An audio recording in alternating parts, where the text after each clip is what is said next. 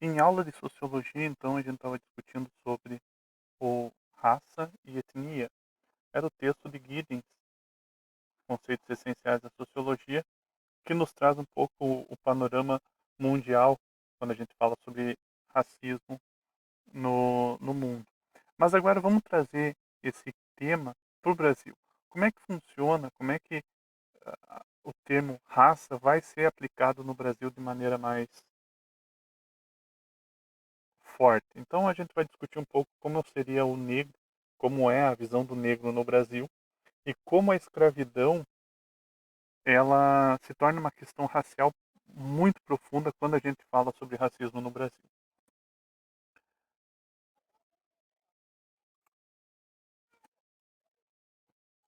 Florestan Fernandes, um importante sociólogo brasileiro, ele vai trazer uma visão de como funciona o racismo da seguinte maneira: a desagregação do regime escravocrata e senhorial se operou no Brasil sem que se cercasse a destituição dos antigos agentes de trabalho escravo, de assistência e garantias que o protegessem na transição para o sistema de trabalho livre.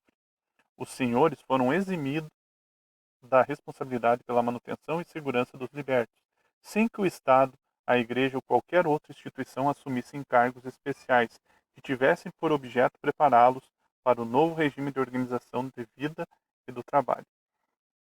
Se a gente imaginar, existe racismo no Brasil? Florestan Fernandes vai dizer, existe.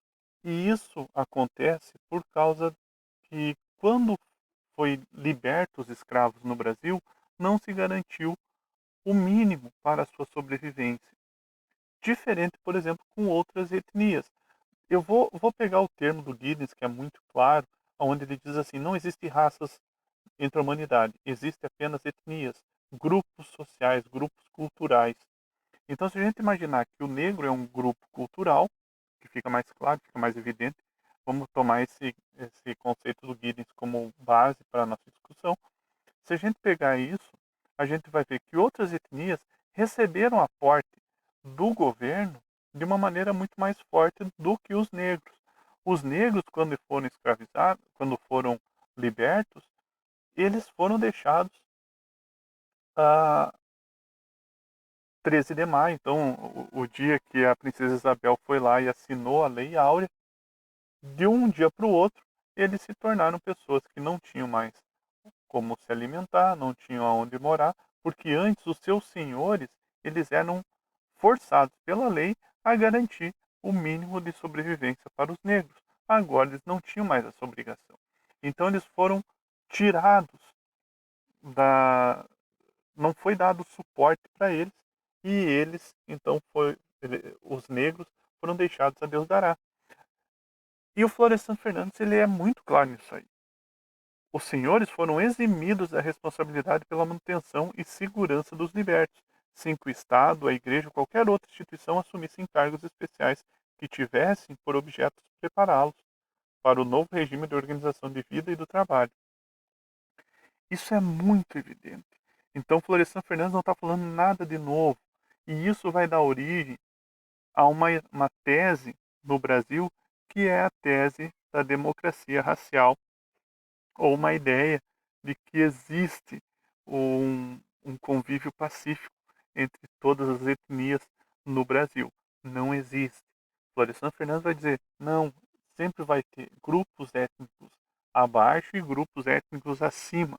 Sempre vai ter uma hierarquização desses grupos étnicos e isso causa esse caldeirão que é o Brasil atual. Para a gente poder entender, então, eu vou deixar junto um link com um vídeo no YouTube, que é um comercial da televisão Paraná, televisão educativa do Paraná, aonde eles fazem um pouco essa distinção do que seria o racismo institucional.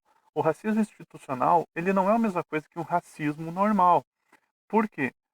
Porque o racismo, a gente imagina que é aquela pessoa que fala de maneira preconceituosa com relação a uma etnia diferente.